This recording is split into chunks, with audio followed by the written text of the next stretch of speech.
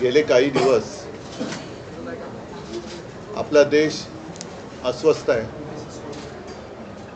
आणि याचं कारण आपल्याला सगळ्यांना माहिती आहे.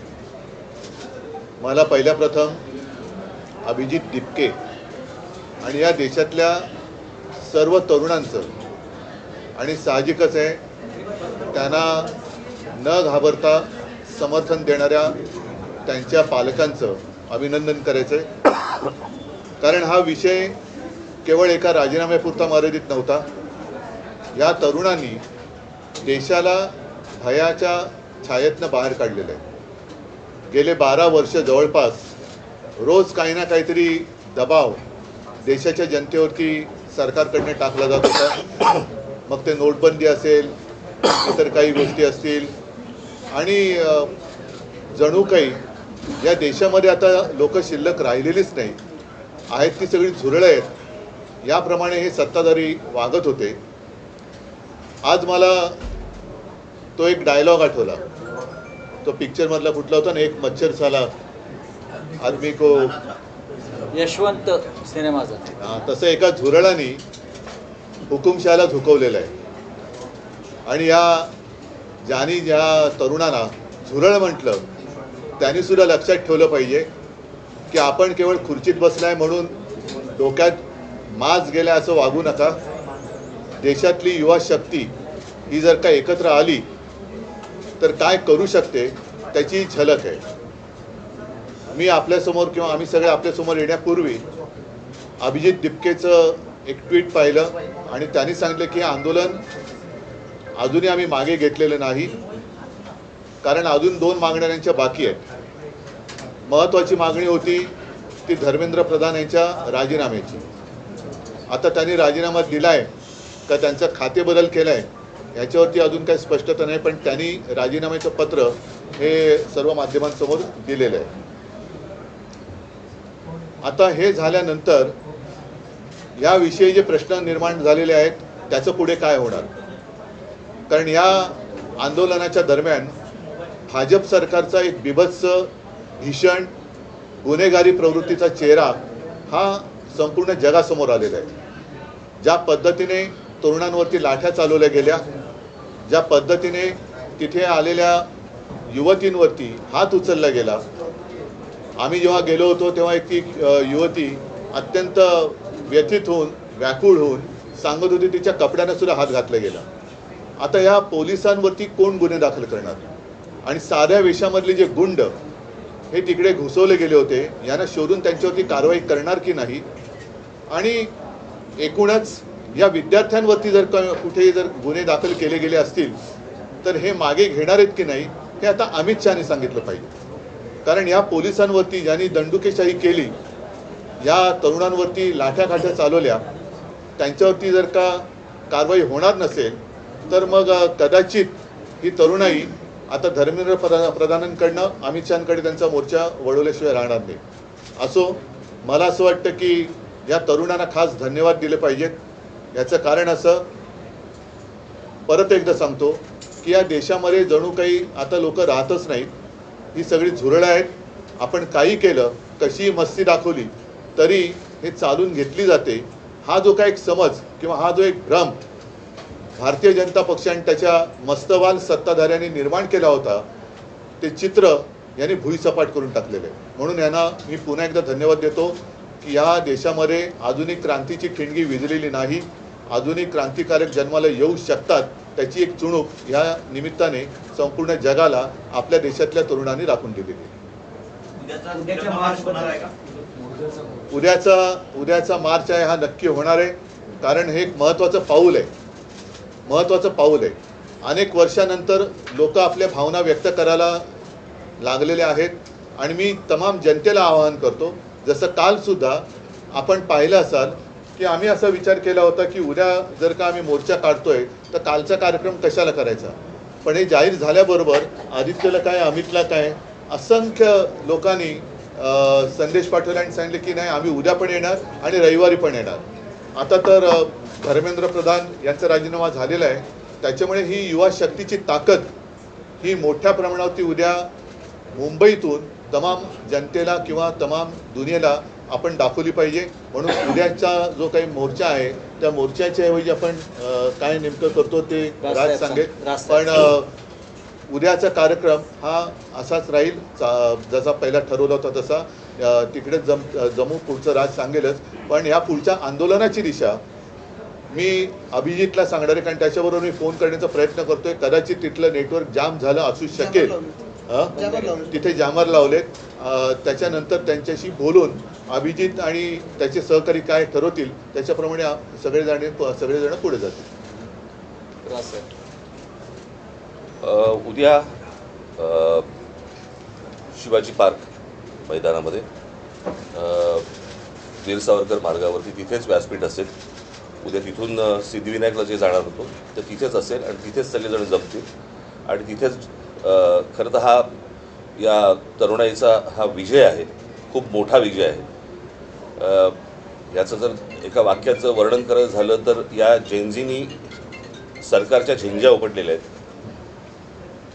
आणि त्यांना जमिनीवरती पूर्णपणे आणलेलं आहे. हा मला असं वाटतं खूप मोठा विजय या तरुणांचा आहे. त्याच्यामध्ये दिपकेंचा त्याच्यामध्ये खूप मोठा वाटा आहे. आणि जे आज राजीनामा कधी कुठच्याही गोष्टीला मस्तवालपणे उत्तर देणारं जे सरकार आहे त्या सरकारला माघार घ्यावी लागली एवढ्या मोठ्या प्रमाणावरती. एवढं मोठं आंदोलन आज देशभर उभं राहिलं आहे आणि त्याचा जल्लोष मला असं वाटतं होणं गरजेचं आहे. आणि त्याच्यासाठी म्हणून उद्या सगळेजण शिवाजी पार्कला तिथे जमतील. आतापर्यंत जो रोष होता तो केवळ धर्मेंद्र प्रधान यांच्यावर नव्हता, तर आता रोष जो आहे तो पंतप्रधान यांच्यापर्यंत. मी कालच म्हटलं होतं की हा जो राग आहे आता हा प्रधानांवरून पंतप्रधानांवरती गेलेला आहे. आणि एक गोष्ट तुम्हाला सांगतो की याच्या पुढचे जे काही निर्णय आहेत हे मला असं वाटतं अभिजित दिपके हे जे घेतील त्याला आमचा पूर्णपणे पाठिंबा असेल. त्यांनी ह्या गोष्टी सुरू केलेल्या आहेत. निर्णय त्यांनीच घ्यायचा आहे आणि ते ज्या प्रकारचे निर्णय घेतील त्याला मला असं वाटतं देशातला तरुण पाठिंबा देईल. साहेब, ही घटना राजीनामाचं पत्र दिल्यानंतर देवेंद्र फडणवीसांना अमित शहानी दिल्लीत बोलावून घेतलेलं आहे. कदाचित महाराष्ट्रामधून पुढचा शिक्षण मंत्री असण्याची शक्यता वर्तवली जाते. तर याच्यावरती तातडीने बोलवून घेतलं. तुम्हाला काय वाटतं? तुम्हाला जेवढी बातमी कळली तेवढीच आम्हाला कळली. ह्याच्या पलीकडे आम्हाला काहीच माहीत नाही. राजसाहेब आणि उद्धवजी, तुम्ही महाराष्ट्रातले प्रमुख राजकारणी आहात. असं अचानक तातडीनं देवेंद्र फडणवीसांना दिल्लीत त्यांचे पक्षश्रेष्ठी बोलवतात धर्मेंद्र प्रधानांच्या राजीनाम्यावर. तुमचा अंदाज काय? नाही काय हे बघा, आता हे इतक्या वेळा गेले आहेत आजपर्यंत बरं का. त्यांच्यामध्ये तर इतकं ती चुरस आहे की शिंदे गेले की मग ते आले परत की फडणवीस जातात, मग फडणवीस आले की मग शिंदे जातात. त्याच्यामुळे हे खूपदा झालेलं आहे. आत्ताच्या सिच्युएशनमध्ये हे का गेलेत मला असं वाटतं त्यांनी सांगितल्याशिवाय आपल्याला कळणार नाही किंवा तिकडे काय वरती निर्णय झाल्याशिवाय आपल्याला आत्ता काही कळणार नाही. कारण जशी तुम्ही आत्ता बातमी ऐकली तशी आम्ही पण आत्ताच ऐकलेली आहे. त्याच्यामुळे आत्ता याच्यावरती आत्ता या क्षणाला काय बोलण्यात अर्थ नाही. मन की बात होणार असं काहीतरी म्हटलं जातं. मन की बात होणार असं म्हटलं जातं. खरं चला. सरन्यायाधीशांचा कशा प्रकारे आभार मानाल, कारण त्यांच्या जे सोनम वांगचुक सरन्यायाधीशांच्या ज्या बोलण्यावरून हे सगळं उभं राहिलं त्यांचे नाही, सोनम वांगचुक यांना धन्यवाद आम्ही दिलेच आहेत. कारण मधल्या काळामध्ये ते स्वतः येऊन मला भेटूनही गेले होते. त्यांना तिथून त्यांचं अपहरण करण्याच्या 1-2 दिवस आधी मी त्यांच्याशी फोनवरून बोललो सुद्धा होतो. मी स्वतः त्यांना विनंती केली होती. पण सोनम वांगचुक त्यांच्या उपोषणावरती ठाम होते. 26 दिवस एका विषयासाठी उपोषण करणे ही साधी गोष्ट नाही आहे. आणि ज्यांनी या युवकांच्या पाठी आपली शक्ती उभी केली त्या सगळ्यांना मी धन्यवाद देतो. आणि एक गोष्ट नक्की की आता यापुढे या देशात आपण हुकुमशाही करू शकत नाही, आणू शकत नाही, हे ह्या एका घटनेने अधोरेखित झालेलं आहे. ज्या वेळेला हुकुमशाही करण्याचा प्रयत्न करेल त्यावेळेला हे तरुण त्याला चिरडून टाकल्याशिवाय राहणार नाही. उद्या जो आम्ही सगळेजण तिथे आहे ते ह्या संपूर्ण तरुणांचं खऱ्या अर्थाने अभिनंदन करण्यासाठी म्हणून तो तिथे जल्लोष होईल. पत्रामध्ये त्यांनी उल्लेख केला आहे की मी कधी असा विचार केला होता की मुलांचं भविष्य खराब व्हावं, जे माफी आहेत त्यांच्या हातून तर कधीच मी विचार केला होता की मुलांचं भविष्य खराब व्हावं. प्रधान यांनी राजीनामा पत्र देताना मी तुम्हाला एक गोष्ट सांगतो का, त्याची तुम्हाला माहिती असेल. याच्या अगोदर ज्या वेळेला भारतीय जनता पक्ष ज्याला विरोधी पक्षामध्ये होतं, रेल्वे अपघात झाल्यावरती ते रेल्वे मंत्र्याचा राजीनामा मागायचे की नाही? रेल्वे मंत्री बसला असायचा का ड्रायव्हिंग सीटवर? बरोबर की नाही? एक ड्रायव्हर असायचा ज्याच्या काहीतरी चुकीच्या गोष्टीमुळे रेल्वे अपघात व्हायचा आणि हे राजीनामा मागायचा रेल्वे मंत्र्याचा ना. त्याच्यामुळे त्यांच्या मनात काय आहे, ते शिक्षण मंत्री असताना किती वेळा नीटचा पेपर फुटला ह्याला काही महत्त्व आहे की नाही? ही पहिल्यांदा घडलेली गोष्ट नाही आणि 21 मुलं आत्महत्या करतात. त्याचं पाप त्यांच्या डोक्यावर आहे. आज मी ज्या वेळेला तुम्हाला आठवत असेल, मला 16-17ची गोष्ट असेल ना, मी नरेंद्र मोदींची मी फोनवरती बोललो होतो आणि फोनवरती बोलून मला असं वाटतं त्यावर पण प्रेस घेतली होती. त्यावेळेला मी सांगितलं होतं की मोदींना पण हे सांगितलं होतं, आज शेतकरी आत्महत्या करत आहेत, उद्या या पेपर फुटीमुळे विद्यार्थी आत्महत्या करतील. हे मी 2017-18ला बोललो होतो त्यावेळेला. आणि आज तीच परिस्थिती झालेली आहे. मला असं वाटतं या सगळ्या गोष्टींची जबाबदारी आता ऑस्ट्रेलियाच्या शिक्षण मंत्र्यांनी राजीनामा दिला, बरोबर आहे, त्यांच्या अधिपत्याखाली खाली असलेल्या कोणाची तरी त्यांनी त्यांच्याकडनं काहीतरी गुन्हा घडला आहे, परंतु जबाबदारी म्हणून त्यांनी शिक्षण मंत्र्यांनी राजीनामा दिला आहे. त्यांनी तेव्हाच द्यायला पाहिजे होता, इतका वेळ लावायची गरजच नव्हती. हे प्रकरण इतकं ताणलंच नसतं गेलं खरं तर. पण आम्हाला कोण काय करणार हे जे आहे हे या सर्व तरुणांनी सगळ्यांना रस्त्यावरती आणले.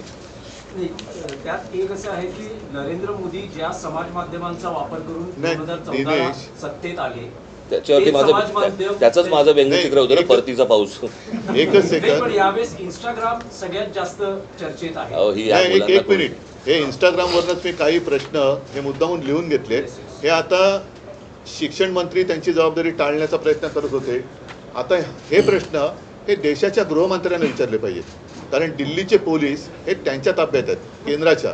म्हणून एक इंस्टाग्रामवरती मुलांनीच विचारलेले प्रश्न आहेत की पाण्याचे फवारे का वापरण्यात आले नाहीत दिल्लीमध्ये, खिळ्या असलेल्या लाठ्या का वापरण्यात आल्या, त्याच्यानंतर पेलेट गननी म्हणजे गोळीबार करण्याचा आदेश कोणी दिला, तरुण महिलांवरती पुरुष पोलिसांकडून मारहाण करण्यात येईल इतका बळाचा वापर का करण्यात आला, पोलिसांसोबत नागरी वेशातील काही पुरुष विद्यार्थ्यांना दंडुक्याने का मारत होते, बहुतेक पोलीस अधिकारी नावाच्या पट्ट्या का परिधान केलेल्या नव्हत्या, एका महिलेला मारहाण करताना दिसलेल्या वरिष्ठ पोलीस अधिकाऱ्यावर कोणती कारवाई करण्यात आलेली आहे, त्या दिवशी किती धुरांचे गोळे डागण्यात आले, हे त्याच्यानंतर ते काय करंट द्यायचं काय असतं,